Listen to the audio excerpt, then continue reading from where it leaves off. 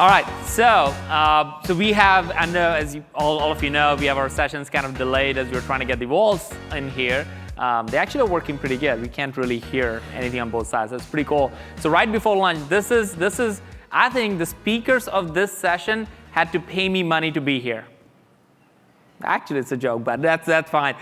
They, like Todd and Derek, so as most of you know, I'm also the co-founder of Terminus, and one of the things we wanted to share is like, well, how are we doing our own things? A lot of people have asked us like, hey, do you guys are seeing success? Are you seeing failures? Or are there lessons that you need to have? Like, what's going on with your organization? So I'm like, you know what?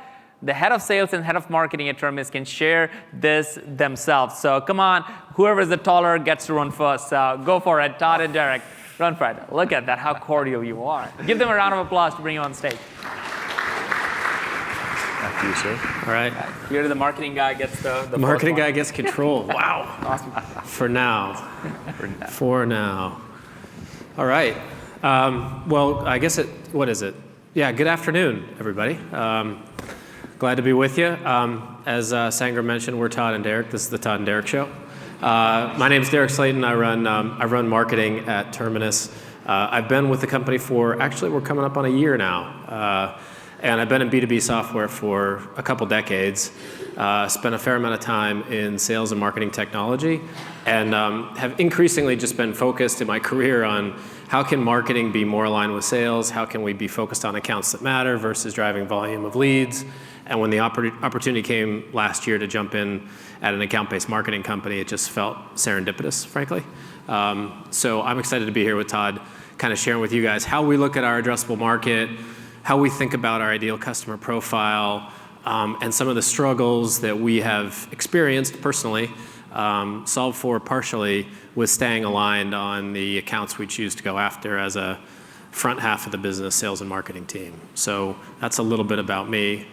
This guy's far more interesting. I don't know about that one. So Todd McCormick, CRO. I've been with the company now going on 3 years.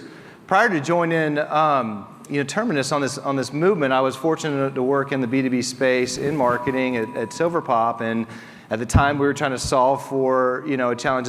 At that time was just how do we drive more demand into a sales organization, and through the 5 years there, got to experience all the greatness with that, and then all the pain. And the pain is ultimately what led me to Terminus. And how do we take a different approach? How do we truly align as an organization? Everyone talks about sales and marketing alignment, but I think it's broader than that. Everyone continues to leave out CS as part of that equation. That's a good point. And frankly, finance, because we wouldn't be successful if we didn't go in there together and get the proper investment that we needed to make this a reality.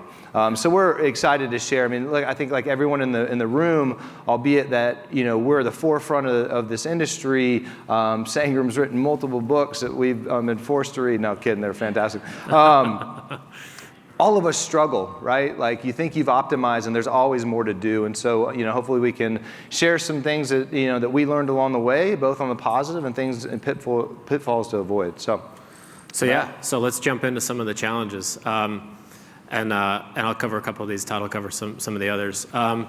We see this time and time again. One of the challenges with maintaining alignment around where we're going is, in marketing, we think about being super nimble and micro segments and programmatic, and we're going to go after these customers for this reason, for this explicit purpose.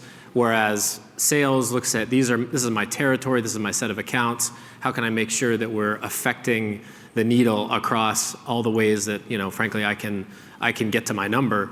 And so balancing broad-based targeting with micro segments, and also figuring out how you're going to scale to feed all of the mouths, because we do look at it in that way. We can't be choosy about that, while still being responsive to the market or some of the data signals we're seeing in the market that may be more hyper-focused on certain segments, which help certain sales channels more than others. And those are two of the challenges that I certainly experience daily on kind of this alignment journey with our sales teams. Yeah, and I think for the marketers in the room, who thinks that sales are very opinionated when it comes to which accounts you guys should be helping us get in? And I think that's a what? Yeah, we're aligned, dude. Okay. I love your opinions. But you're going to face this, right? Like, your enterprise reps want the biggest, greatest logos out there, right? Your mid-market reps want you to, to go after, their entire territory. And I think that, sellers still have this mindset that marketing has an unlimited budget that can cover your entire, total addressable market. And, within that, there comes challenges. And I think that, you've got to find ways to align on the targeting approach and your execution around that. The other is, as a sales leader, it's tough too. I mean, you've been trained so long that there's a volume play to execution, and you've got like SDRs and AEs that have these target account lists, and they know that like they still have to do some work on accounts that might not have the right marketing programs on them. And so, with an ABM approach, you're trying to get them to focus on a smaller subset of accounts. But if you take an SDR that had 250 accounts down to 50 accounts, they're like, I can't hit my number. And they feel paralyzed. And so this kind of tug of war that you have between quality and quantity, is a struggle for a lot of organizations. And, we try and meet, if not once a week, twice a week around our programs to hopefully solve for, some of the pitfalls that you can run into. Yeah, because it all kind of comes down to that question on the bottom of the slide too, which is really who owns account targeting in the company. And I think on a given day, both of us do in different percentages, and it changes based on what's happening. Would anybody disagree with that? Raise your hand if you think marketing owns account targeting. Let's try that. Yeah. And what if you think sales owns account targeting? Yeah. Found my sales. How about both? Yeah. There we go. All right. All right. We're good. You guys all passed. No. Okay. So how do you use data to tighten focus? And I think there's kind of increasing levels of sophistication or complexity as to how you might use data within your target account market to identify real hotspots. The more obvious ones, the more basic ones are kind of the firmographics. So, a given size of company, which may determine your go-to-market strategy for that market segment. Obviously industry vertical as it relates to being relevant with messaging. And for many companies, it can be technology and use or technographics, whatever your term for that is, to understand where there are companies that show higher propensity versus other parts of the market across the firmographic piece. That's the basic one. I think we're all probably doing some level of that. More and more folks are using behavioral data, and by behavioral data I mean a couple different things. One is first-party data you have about the customers that have purchased your product or the prospects that are engaging with your content in a traceable way on your digital properties or interacting with your sellers in certain ways. Other pieces of intent data, which is behavioral in a different sense, which is what are people doing when they're not engaging with your company around things that are interesting to you, which may identify that they're assessing competitors or looking at technology decisions that then would make your technology more applicable, or just showing search propensity around certain subjects that would be, in your mind, aligned with their intent to be more interested in what you have to offer. And then the last piece, which is I put a bullet on here because I think we're using it increasingly internally, is kind of other discoverable data that hasn't been structured yet. And so for us, like things like job postings or the number of marketers that we can determine are at a company, or marketing roles that have account-based in them are all kind of key indicators. There's no data provider out there that provides that to us in a structured way. So actually we work with third parties to go and get that for us, put it into structure, and then put it into our systems. And then lastly, this concept of propensity models. We do some of this at Terminus. We're really, for most purposes, a single product company, so it's less about cross-sell, upsell as much as it is around expansion. But I spent a bunch of time, I was at Net Prospects, got acquired by Dun & Bradstreet, and spent 3 glorious years there. And Dun & Bradstreet's a huge company. We had 3 different product families. We had about 30 different products. So we ran a lot of kind of propensity modeling, analysis of purchase history, with firmographic data, with behavioral data to drive numbers of account lists for given either product sales or market penetration activities. And it was done by our data science team that would kick out a list at the end of the exercise. I think one thing that we've been careful about, though, is you look across this, you're like, wow, you can have a lot of different models that can start to slice your markets into, some finite groups. But if you don't have the content to support that, then, you can create a bad experience. And so we really focused in on, okay, whether it's verticals, let's make sure that we have all the assets that we need to run a complete play, everything from top of the funnel through, expansion in that, and then we can go forward on that. And we're seeing a lot of our customers, that they're just, again, trying to boil the ocean and go after, 12 different verticals, yet they really don't have the content to support that. So you really need to think about, your marketing mix before you get going on, some crazy modeling. That's a good point. Good point.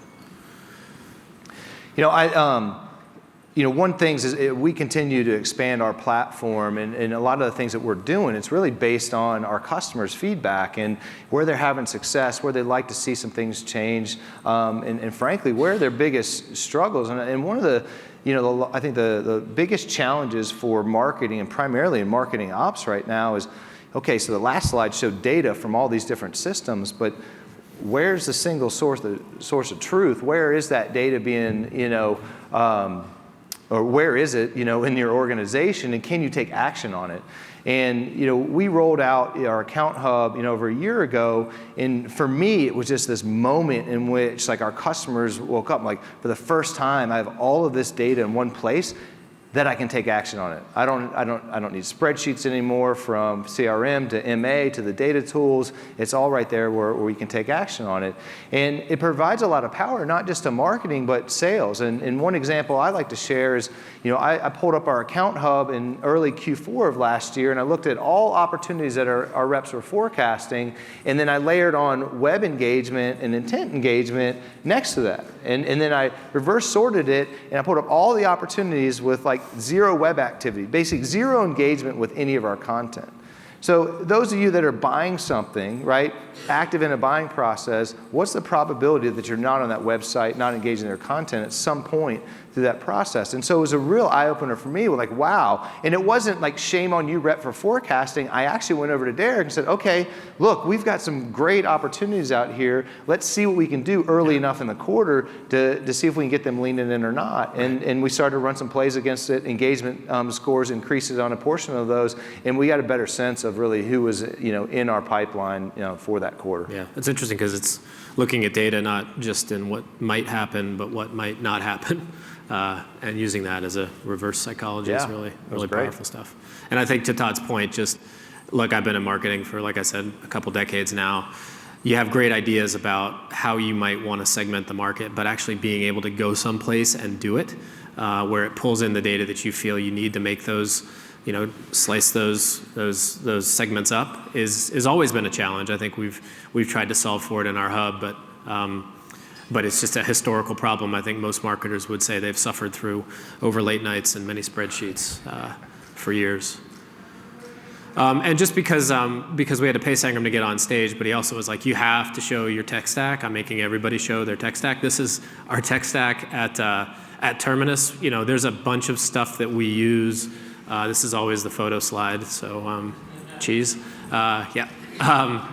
We definitely use a bunch of different data sources, as Todd mentioned, on the targeting side. Most of it comes into our hub. Bombora is a big one. G2 is a big one. We use some Everstring data for Firmo. We use Sigster for some relationship scores, good partner of ours. On the Engage side, where we're trying to create some leaning in and relationship there, obviously LinkedIn and display, we do through Terminus very successfully, but we also do some physical stuff, both email and direct mail with Sendoso and Marketo. We use Sigster heavily on our sales cadences, Sales Loft to kind of drive those, Vidyard for direct one-to-one videos, which work really, really well. And everything ends up flowing back into Salesforce at the end of the day. We do track our account-based funnel through Terminus, and then we use Salesforce primarily for really all our measurement as the system of record. So just quickly, that's our tech stack. But I really think it comes down to how do we put this stuff into action, and what do we do in terms of how we go to market and using that data. Yeah, and prior to Derek joining, we really had the same approach for all segments. And something that he and I have been really laser focused on is, let's think about how we attack the enterprise market versus our commercial market differently, Right. you know, and when do we really crank up different programs against that? And so the one thing that I had to step back and think about was, you know, we had an account-based territory model. So that just meant, you know, of the, you know, thousands of accounts in the enterprise, we were just, you know, carving them out based on when people, you know, came into our organization. We weren't doing it by geo, we weren't doing it by industries. And so, you know, we rethought about it because I think the primary thing that we were thinking about is like, how do we really maximize in-market, in-field events and associated with all of the other things that we're doing in other channels. And it was really difficult. You think about coming to Boston, you know, and it was like, okay, everybody tell me which prospects and customers, and we had to ask every CSM, every AE.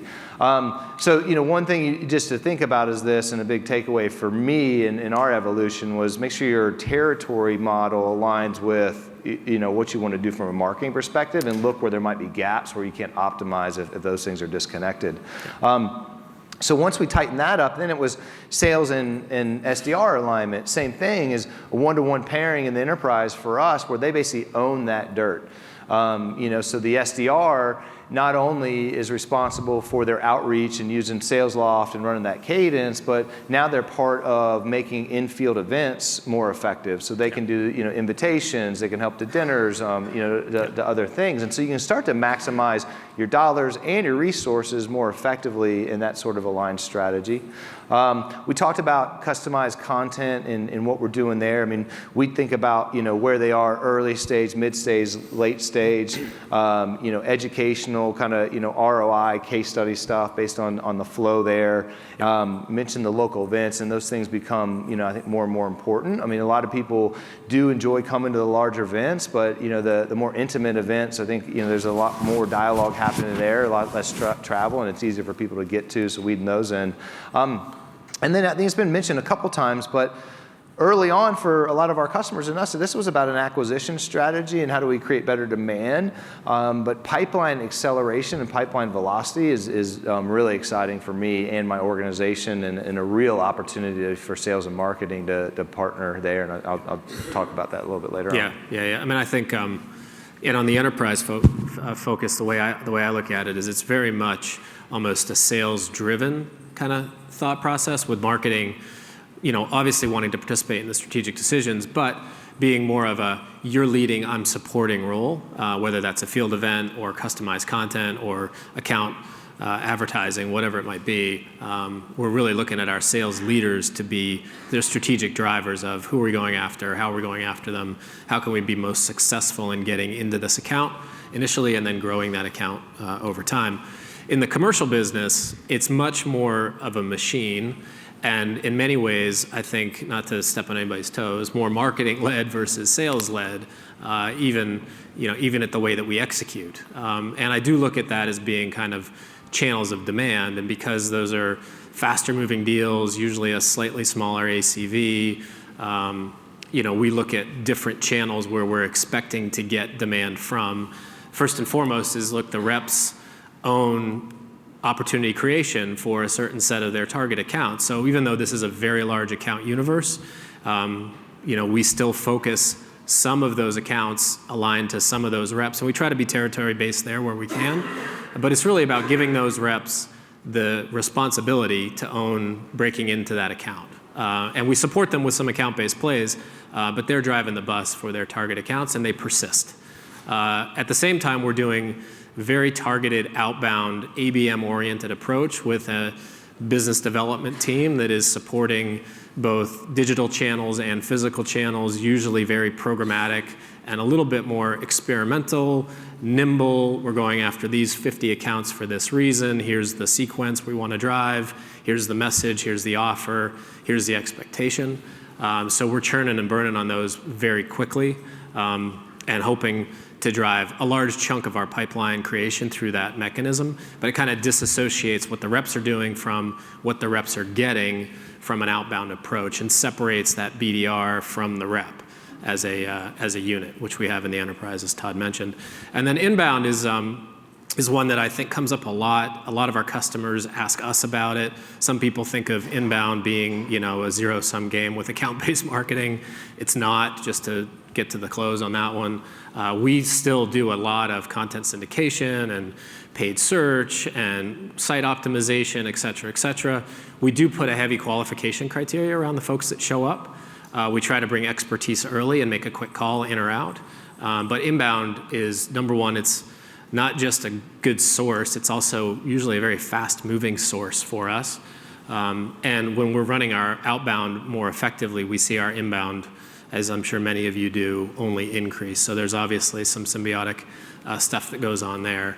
And again, this is a very kind of large target account list that we're going after. We're just trying to be a little bit more programmatic and segmented as to how we take down the veins of gold in that market from a commercial standpoint. And I would just say on that last point around the inbound piece, if you're doing ABM the right way around a target accounts, I think you heard in the Permata example, now 70% of their traffic is basically coming from their target accounts. Yep.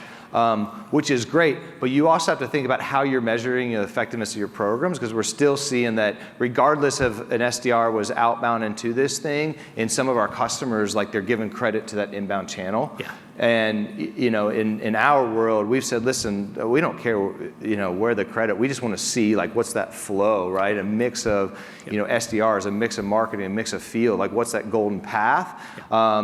And I think we've done it right. And so there's no more conflict between, well, who gets credit? It doesn't matter. Like we have a shared goal in regards to demand and outcomes of that demand. Yeah. But a lot of our customers are still struggling with those metrics. Yeah, we were actually talking about that a lot at the CMO exchange, which Andrew mentioned earlier, was last night. Maria Perillo and I were debating with others about the validity of marketing source pipeline versus sales source pipeline, and why create a zero-sum game there between where the pipeline came from. But in many cases, people are suffering with that, and they have to get through that. I think it is a tough conversation to try to have. If you can not have it, it's a much better board meeting, frankly. This is just a quick picture of kind of some of how we run our scalable account-based go-to-market with some progression. So heavy display, LinkedIn, kind of air covery stuff at target accounts, personalized content, lots of nurturing. When we see engagement, we turn on our BDRs to be a little bit more, I don't know if aggressive is the right word, but persistent. Personalized. Yep. And then some dimensional stuff as needed. But we're running sequences, we're driving personalization as we see people get engaged with us. And we're doing this at scale through a couple different channels within our commercial market. And it also feeds our enterprise market as well. But it's not just about acquisition. Yeah. It's and I mentioned this. I think this is where our sales team, really kind of fell in love with our marketing team. Albeit again doing some great things on, just getting more opportunities in the door, the right ones. But I'm seeing it where it's just happening naturally now, where an AE will, like second stage of their sales process, walk over to Derek's team and say, hey, here's the situation, here's their, what they're trying to solve as a business. I want to put together some one-to-one, campaigns around this, a mix of advertising and some direct mail, and here's some assets that we want to do, and it's just that sort of coordination happening. On an individual and account basis. And we've got the model set of the background where that could sound hard for some, but, Tori and his team, they can load those up, they get the ads going and rocking and rolling. Yeah, and this is kind of what it looks like. We're driving pipeline velocity, progression-based content at accounts that are surfaced by sales, and we use the content changing as the deal progresses through the stages in Salesforce. So fairly scalable, but definitely a partnership between my demand marketing team and your sales team. Yeah, and I think people are missing out on an opportunity. At some point in your stage, you should start serving ads and serving content to finance and procurement. It's boded well for us. Yep. But think about that as a every part now of and the then procurement gets involved in a deal. Yeah. Every now they do. All right. Well, now we get to air our dirty laundry. So this is where we talk about what we did wrong, begrudgingly. I'll start. We went through probably a month and a half of sideways motion because we didn't really get buy-in on our account list. And I say that with shame in my voice. You can probably hear it. I'm not a very good card player. When I look at some of the stuff we did a couple quarters ago, we were really geeked out on how do we identify the right set of accounts. And we did a bunch of work. And then we put a bunch of stuff in process. And then we had salespeople trying to solve for the 1% of the accounts which were wrong.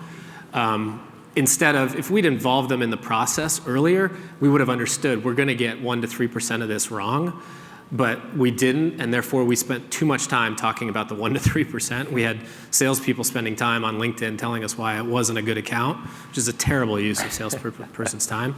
But in many cases, they were right. If we would have gotten it right, they wouldn't have had to do it. Right, I know, exactly, if we would have gotten it right. So that's just, even, we talk about this all the time. Even in our company, we still, without doing good work, can fall into some of these pitfalls. Additionally, like the volume and capacity is really important. As Todd mentioned, like giving people too many accounts or too little accounts creates huge problems. And in many cases, we've failed on the former versus the latter. And we had an exercise where we were kind of churning and burning through accounts, and it was far easier for an SDR to draw the next card, as I like to say, versus to play the hand that they had. And so just making sure you focus on the right set of accounts and the right volume for a given person is really critical, and have a process for moving an account off a list and moving another account onto that list so you understand when it's happening and why it's happening. Yeah. I mentioned this, but make sure your territory alignment makes it easy for marketing to support you. And that was an area where it took us too long to make that change. Yeah. Frankly, and there's probably a lot of waste, both in investment and lack of outcome because of that. And then everyone talks about the sales and marketing meeting, but it is so important for everyone in this room to set that up, and you need to have it on a weekly basis. Where we are, we're at a point where, if we don't believe that marketing executed, the right way on this, or they say, hey, you didn't follow SLAs, it doesn't matter. We're just coming to that meeting and say, look, let's look at last week, programs we laid out, like where did we have success? Where did we miss the mark? Let's understand that so we can adjust and be nimble. Yep. And, it's not just about having that meeting, because most of them turn into, the normal session that we all know. This is really around like, all right, here's our agreed upon plan, and every week, let's just see how we're progressing against that. Yep. And we've been able to adjust and identify gaps and opportunities pretty quickly to optimize. Yeah, and I think it's the point you said on identify challenges or opportunities quickly that's really important around that meeting. You don't solve it in that meeting, but you can hear, we're struggling with this, let's get the right people in a room to go solve for this problem far more quickly if you do it on a weekly basis. Well, and we don't have the issue with the account list anymore. I mean, it's a collaborative group, a mix of SDR leaders, sales leaders, and marketing leaders that are part of that now. Yeah. So what is this? What happens? Yeah, the good stuff, right? The good stuff, right. On our coordinated plays, the beauty in this is, as you can see, we've got our close rates are more than double on a well-orchestrated sales and marketing play, all the way from acquisition to pipeline acceleration to close. And our ACVs, against those are 25% greater. So, I think a lot of people talk about measuring in cohorts. I do some of that, and that's what we've done. Is just looked at, okay, so kind of our baseline programs and our well-executed coordinated plays, and I think everybody in here would like a 2x return on that if you do it right. Yeah, and I think when we expand the view to our customers, it really, for me, this concept of are you growing, are you efficient with your growth, and is it quality, are really the vectors that matter a lot in terms of being successful in the long run. Companies that we work with that are doing sales and marketing aligned go-to-market, which I think is synonymous with ABM, right, Sangram? This is what they see, a 23% increase in opportunity creation quarter over quarter. That's great. This one really spoke to me, 92% increase in outbound rep email engagement. So, if you're doubling the ability of your reps to reach their buyer through the channel that is probably the most often used because you're being targeted, I think that will play out very quickly in terms of actual tangible business results. And then quality, 69% for a TVO, 69% of their opportunities were created within their target account universe as opposed to any account that showed up at their doorstep. So growth, efficiency, quality, all drives to better outcomes. And if you don't believe us, you can talk to the analysts. This is the stuff they measure. There's a bunch of stuff on here, so I'm not going to go through it all. But we always talk about, less than 1% of leads turn into customers, right? And the upper left for you guys, fewer than 2% of companies that actually do this don't see positive results. So, and that's a serious stat that got scraped off in the editing process, so I apologize for that. So, 98% of the time, you're going to see better business results, so why wouldn't you do it? And I think that's probably fairly obvious to most, but it really does help drive the right metrics in the right direction. Yep. So I think that's our last slide. I know we're ahead of schedule, but we're on time, so it's the other group that we have to deal with. So I think we have a couple minutes for Q&A. You guys can shout them out at us, or we can take them off the stage. But thanks for your time, attendance. I think paying attention seemed that way. We'd love to take your questions up here, and appreciate you guys spending time with us this afternoon. All right. Are you gonna So run this? I know this is like way off lunch, so this is a good time to I know I see some people already leaving, but both of you are going to be available all day today, tomorrow. All day so tomorrow. if you guys want to really have them crack open their laptop, show some of this stuff, they would do it. So make sure that you spend time with them, Hermie, Jeremy, and all of those folks who are speaking here. Yep. This is the point. And here's one more thing we're going to do if you want to do this right now. If you want to connect with everybody in this room right now, who are all ABMer, those are your peers. This is your trick. This is our trick. Right. I did this a few times and people really appreciate it, so I don't know if you guys would or not, but go to LinkedIn right now. It's one click and you're able to connect to who you want to connect to, but in this room. So go to LinkedIn and go to, what do you call this, like the profile? Yeah, the people profile. The people profile. The bottom left. At the bottom left, it's the second bottom left, and at the top, in the center, you will see Find Nearby. All right? So when you click Find Nearby, everybody that's in the room that you want to connect to, you don't have to connect to everybody, but everybody who wants you want to connect to, you can start connecting with them now, because this conference is about connecting with people who are doing these things and ask questions, and you can learn really a lot about that. So ideally for business purposes. It's not a ideally for business purposes, but that's it. Again, Todd and Derek, thank you so much. Really appreciate it. Thanks, Thanks, guys. Appreciate it, guys. Have a good conference.